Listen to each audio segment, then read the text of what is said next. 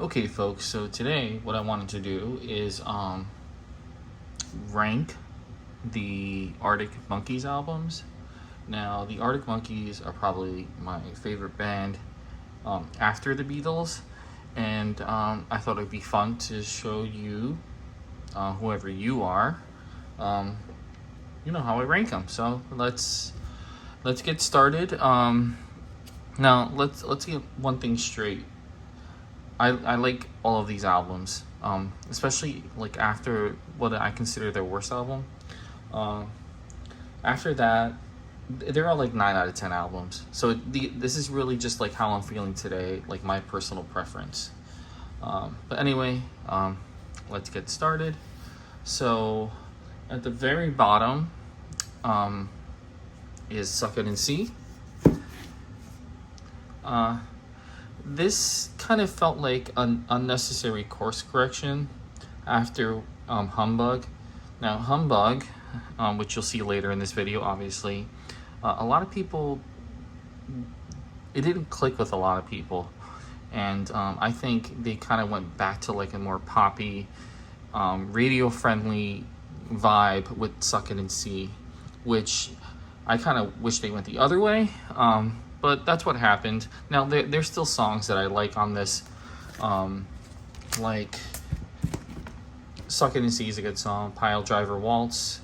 Black Tree Kell. That's pretty much... those are the only songs I really like on here.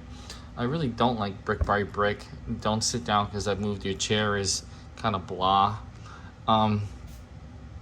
She's Thunderstorms kind of feels like a weird sequel to Crying Lightning that I don't think they pulled off. But yeah, this is my least favorite Arctic Monkeys album. Now, obviously, this is not the latest one, so they did get better after this. Okay, next up, and I think a lot of people will probably have this higher. It's Whatever They Say I Am, That's What I'm Not. It's their first record. It is a classic. And I know every single word on this album. Back in 2005, I did read a lot about the group here in the States, which, before AM, really no one knew too much about the Arctic Monkeys. So I'm kind of like a hipster Arctic Monkeys fan. And when this finally came out, I played this repeatedly every single day, all day. To and from work, to and from school. Like, this was the record of like 2006 for me. And some standout tracks on here for me, From the Rich to the Rubble, A Certain Romance, Riot Van's really good, Dancing Shoes, Fake Tales of San Francisco. These are all what I consider classic songs. So yeah, but in my opinion, they are better Arctic Monkeys albums. So let's move on to the next one. So next up is their sophomore record, Favorite Worst Nightmare. Now, for a really long time, this was my favorite Arctic Monkeys album. This is another album that I just constantly played on repeat. Actually, for a while, on my iPod, Teddy Picker was like the #1 played song on there by like a lot. But this is almost like a greatest hits with the kind of songs that are on here. For me, the standout tracks are Teddy Picker, Balaclava, Fluorescent Adolescent, Do Me a Favor is really good, Old Yellow Bricks, great like guitar riff, and 505, probably their best closer. Actually, no, it's not. I'll tell you what I think their best closer is in a little while. But yeah, Favorite Worst Nightmare. Awesome follow-up to their debut album. Okay, next up is their American breakout hit. It is AM. And this is the first Arctic Monkeys album that I bought on, like, as a record on vinyl. All the other ones I bought like the day they came out, but I bought them on CDs. Actually, I think one of my earliest videos on this channel was me unboxing this very copy of AM. So I've had this for almost 10 years. Here's the back. Now, like I said earlier, this is like their breakout American album. Do I Want to Know is probably like their biggest song here in the States, but that's not my favorite on this record. My favorite on this record is probably number one, Party Anthem. Also, Are You Mine, Knee Socks, I Want to Be Yours is fantastic. Why Do You Only Call Me When You're High. This is another album that kind of like comes off as a greatest hits because it's just like great song after great song. So yeah, there is AM. I know a lot of Arctic Monkeys fans like to hate on this record because, you know, that this is the one that got them like really popular, at least here in the States. But I feel like they're just being assholes. So yeah. All right. So through process of elimination, you're gonna know what number one is when I show you number two. And I think for the most part, a lot of people are gonna disagree with me about this, but I don't care. This is my ranking. If you don't like my ranking, go ahead and make your own video and show me what you think their ranking is. So next up is their latest record, Tranquility Base Hotel and Casino. Now, I love a good, weird concept album, and this has that in spades. I love the vibe of this album too. It has a very like loungy, drunken, washed up jazz casino obviously vibe to it. And I think the concept of it works really well. The idea is that like the earth got to a point where it's not habitable, so the rich, the wealthy went to the moon and they preside at a hotel near Clavius, which is mentioned in 4 out of 5.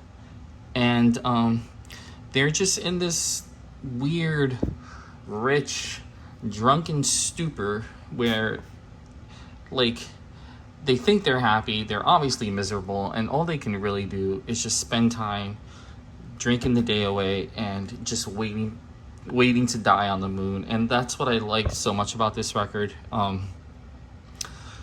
Some of the key songs for me are Star Treatment, 1 Point Perspective, which has my favorite solo in any Arctic Monkey song.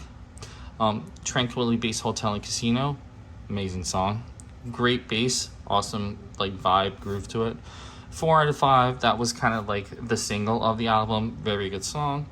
Bat Phone is a very it's a very surreal, like ethereal song, and it's at first when you listen to it, it's you don't even know what to think of it, but when you listen to it over and over again, it just kind of like it brings you to the casino. Like you feel like you're there. It's amazing. And it ends with Ultra Cheese, which is another fantastic Arctic Monkey song. I love this album, and I think in time everyone will recognize that this is like a landmark record for the band. I just happen to be ahead of the curve. Okay, so by process of elimination, you probably figured that my favorite Arctic Monkeys album is Humbug. Now, what I love most about this album is that they took a chance with this album. They had a winning formula with the first 2 records, and instead of just like selling that again, they went for something different and they hit it out of the park. Every song on this album has a very dark, sexy like feel to them. It's hard to describe, honestly. You have to listen to the record, and if I would recommend just listening to it all the way through. But my key songs on this are My Propeller, Secret Door, cornerstone, obviously. Dance a Little Liar is probably like my all-time favorite Arctic Monkey song, and what I think is the best closer to any of their records, The Jeweler's Hands. Now, I don't really hear anyone talk about this song, but it has such a dark, deep, crunchy groove to it, and the lyrics are so weird but good. It's just, if you haven't heard this song, just give it a chance, listen to it over and over again, and trust me, it will click. It's an amazing song and their best closer. Yeah, and this record kind of paved the way for kind of the slower, more thoughtful sounds and lyrics of like Tranquility Base Hotel and Casino and AM. Like, we wouldn't have these records without this. This is like what brought the Arctic Monkeys to where they are now, to worldwide popularity. And I'm not saying that this is the album that like propelled them to that, but it like set the stage for it, and they haven't done better since. I think this is their best record by like quite a bit. Anyway, I'm gonna stop rambling. This is my favorite Arctic Monkeys album. If you're someone who's only really heard like AM or Favorite Worst Nightmare, just add this to your library, like on Apple Music or Spotify, and just give it a chance. It is far and away their best record. Anyway, that's all for today. Thanks for watching.